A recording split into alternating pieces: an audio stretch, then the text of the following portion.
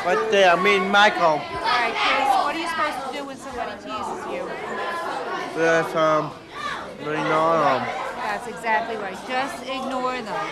They're making me angry. Well, I understand that, but you and Mike just talk to each other. It's almost time to go back upstairs, okay? Mr. Green knows. Yes, I know he knows. Okay, some kids are like that. Chris, just stay there and relax. Chris. And what about students like Tony, who has multiple handicaps? Or Melissa, who needs to breathe oxygen-enriched air to survive? With modern support technology, she can attend a regular class. For Melissa and for Tony, the future is limited more by how people around them feel and think than by what is physically possible.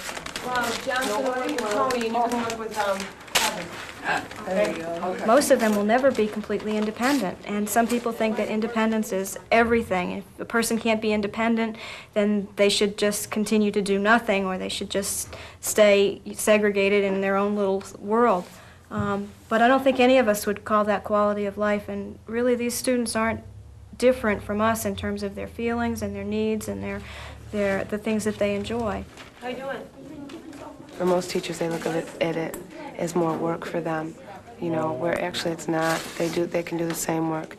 In math, it might be more difficult. In reading, but I think they could always come up with a way for them to interact if they really wanted to. But not everyone agrees. Adding a new responsibility to a teacher's already crowded schedule isn't easy. This is not integrating as far as I'm concerned. It's paralleling. They should have physical therapy, not physical education. Physical education means nothing to them. They're going nowhere with it. It doesn't lead to anything.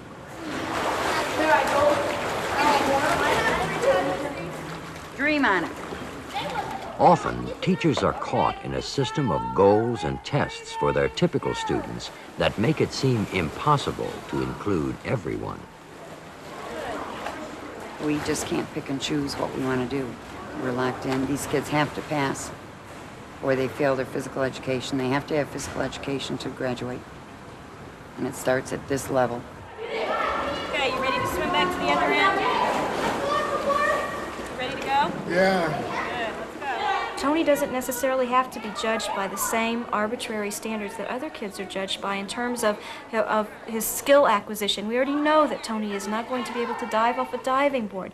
So why can't we get on past that? Why do we have to keep, saying, well, just because he can't jump off a diving board, he can't benefit from being in this class? It's all a matter of deciding what are appropriate goals for Tony and then pushing him till he reaches those goals. I can't imagine any child who, given the right support systems, couldn't grow and learn in a mainstream situation. But I think it's crucial that they're given the right support systems, that there are teachers who are trained, that there's enough help for teachers, that they really get intensive special education programming within that typical setting. Because too many times kids are just thrown into the mainstream, and that's really not fair to children or to teachers. You gotta go to your locker and get your coat out before you can go, okay? You have to fight for everything you want for your handicapped child. It's just a long fight, and it's still not over. As they get older, the fight still continues. And don't be afraid to do it. We're afraid of, what your doctor says, and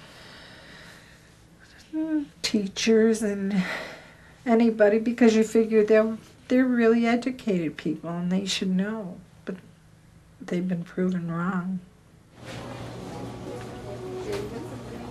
Daily living in the community is the sum total of ordinary tasks that many people take for granted.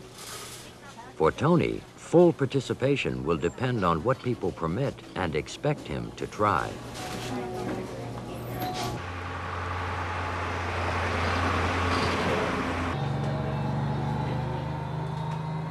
All my students, there's no reason why they can't be actively involved in most daily routines. And being actively involved necessitates taking risks. Once they're out of this center, they're going to have to make a ton of decisions. If we continually tell them, this is what you want, this is what you want, this is what you want, holy crap, the kid's going to be a robot.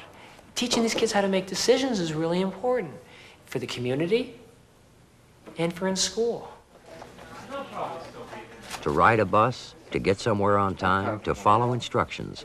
These are essential skills for any job. Learning these skills in a real business is an integral part of Chris's academic program. You did it. And then I put the laces in. You know. I don't do that. I know the routine. That's right, you do. I'm amazing. I'm amazing. Yeah, put it right behind it. There.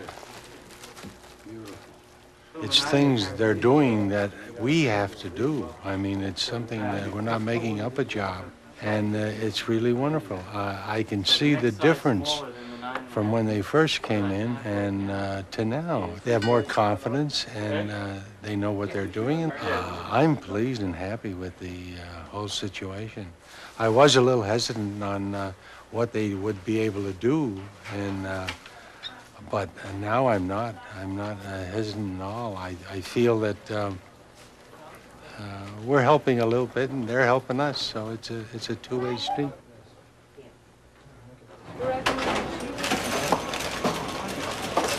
The idea of including everybody reaches beyond school years and into adulthood. People with handicaps are often relegated to permanent practice, stuck getting ready for the real thing. But Terry has a regular job bussing tables and washing trays. We gotta put all these dishes away. At one point in time, I spoke with an instructor, and I did say that Terry has a lot more capabilities if people gave her a shot or add on maybe one more job task, even if it was once every 2 months, because it also breaks up the monotony of her job. I mean, we all, you know, at one point in time get discouraged or just get plain sick of what you're doing every day, and she's the same way. Hi.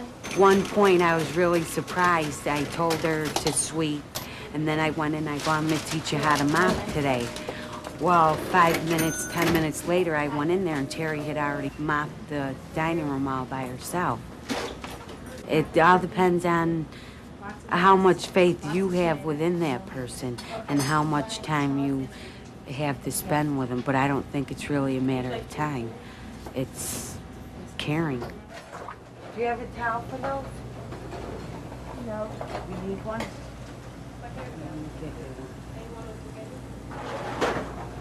There you go.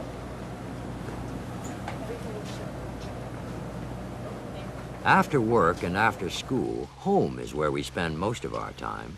Michael Kennedy and his roommates have chosen to live in a downtown high-rise apartment. Well, you know, he can stay how long ever he wants.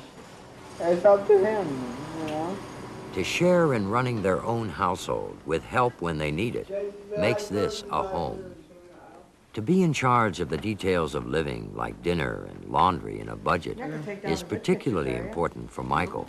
From age 5 till 21, he lived in an institution where decisions were made for him. Oh, he's already said, wow, look at this.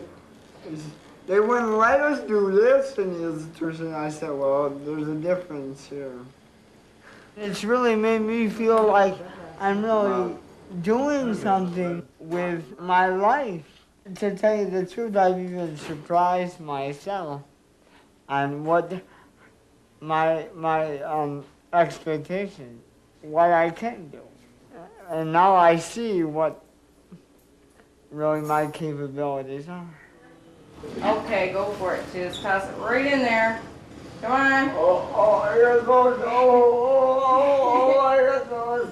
Oh, no, yeah, here it goes. All right, 2 points.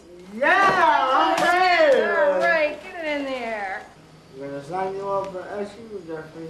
Good deal. Even though you can't speak as well or you need total assistance, that you have every right to live in the community as well.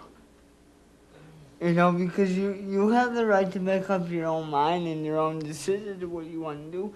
Just because you need help, that doesn't mean that you don't know what's going on. That you just need help doing everyday things. Because when I send my payments, I'll probably have to send it to the That one. Right, so We've gone past the institution stage. Now we have to deal with the community itself. You've always got some people that are trying to be very nice and trying to be. Sometimes they try to be too helpful too, and you gotta just say, if I need your help, I really appreciate you trying to help us, but I can really do this by myself. Gotta go now. You ready? 5. I think he just has so many possibilities now. And I think the other thing is that the kids he's growing up with are going to be the adults in his world. And they know how to interact with him. They like him. He's their friend. They help him out and they look out for him. The changes that we're going through in terms of philosophy and curriculum are going to spread through the country. I really think that they will, and I think that they'll spread because people will begin to see the changes in kids, and that's the selling point. And it really doesn't matter whether or not it works. It does work, and that's great, but even if it didn't work, it would still be the thing to do because it's right. It's treating people with dignity, it's caring about people, and it's letting people know that they're worthwhile humans. It's no longer a question of will we, but how will we.